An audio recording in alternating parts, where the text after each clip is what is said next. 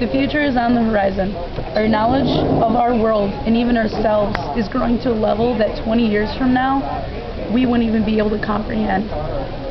Our generation lives in the shadow of great accomplishments and firsts such as landing on the moon, daring to go where no man has ever gone before. Today, the possibilities seem endless, especially in the world of genetics.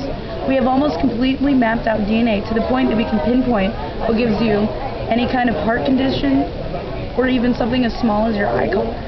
Think about it. Instead of having to treat a problem after it's too late, we could stop it from starting in the first place. This eliminates a lot of hassle by taking the problem away. We're all human because we all share the same problem. We're all born with a personalized ticking time bomb clenched in our sweaty palms. And there we wait, holding down the trigger until finally our fingers get tired and slip. Well, it doesn't have to be that way. You don't have to let your kids come into this world with a death sentence embedded under their skins. By the time most of the people in this class hit the age of 30, genetic engineering will be the solution to all these problems. What is it, you ask?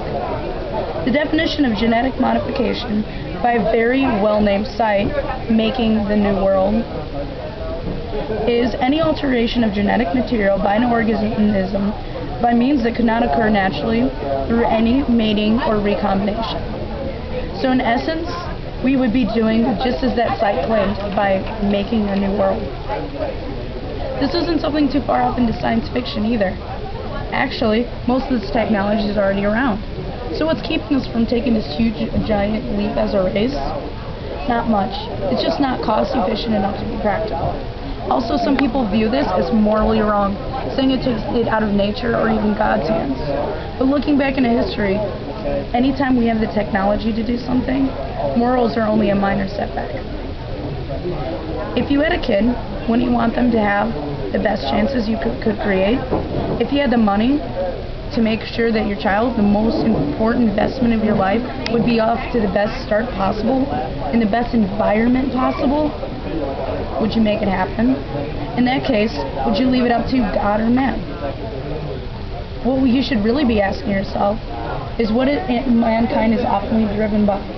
Do you really think they always have yours or your best child's interests in mind? Altering or adding the genetic material by means that could not occur naturally, we have now put an all-powerful tool of creation into our own hands. The possibilities are endless, and most scientists are indeed going where no man has gone before.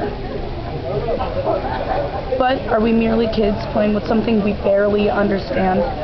Messing with the very essence that make us human, our genes, our makeup, our flaws? What about flaws making us human? So let's take this back.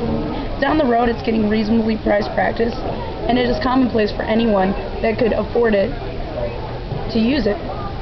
So, if you have the money, you shell it out. But what can you get? All those diseases and flaws are a problem of the past, right? Well, seeing that we already have DNA mapped to the eye color and even what sex that you can control with your baby, why stop there? What about hereditary baldness, alcoholism, addictive susceptibility, or even obesity? How would we at that point define what flaws really are? What if I wanted my kid to be a genius like Albert Einstein or Stephen Hawking? Or even add musical, mathematical, or even athletic genes would be as easy as taking the unwanted genes out. So with this new breed of superhuman, what happens to the natural birth children whose parents maybe could not afford this expensive procedure or just decided it's better to leave things up to chance, fate, or even God? This would create an even bigger gap between the social societies of the upper class. Life insurance, getting a loan, getting a job, or even finding someone to get married to would be based on these superior genes. Would you hire or sell life insurance to the guy that was predicted to live 170 years with enhanced mathematical skills, or your neighbor that is supposed to live an average lifespan and only have an average skills to bring to the table? This isn't a world I would want my child to live in. The frightening part is, we already do screenings at birth for many problems and conditions, such as seizures, cystic fibrosis, muscular dystrophy, to name a few. I actually have a full list of what it is. Over time, this list will just get longer. These diseases are shown to the parents and the probability of your child to have this disease. At this point, it is your choice whether you want it to carry on with the pregnancy or not.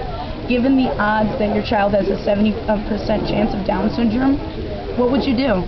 There's also 30% chance that there's nothing wrong with this kid at all. How many kids are going to be around after these tests get more in depth? Don't these kids have a right to life, just like everyone else, even if they are, in fact, born with this disease? We have now advanced to the point that we can direct our own evolution. If we had this technology sooner, the following people may have not been born. Abraham Lincoln had Marfan syndrome. Emily Dickinson had manic depression.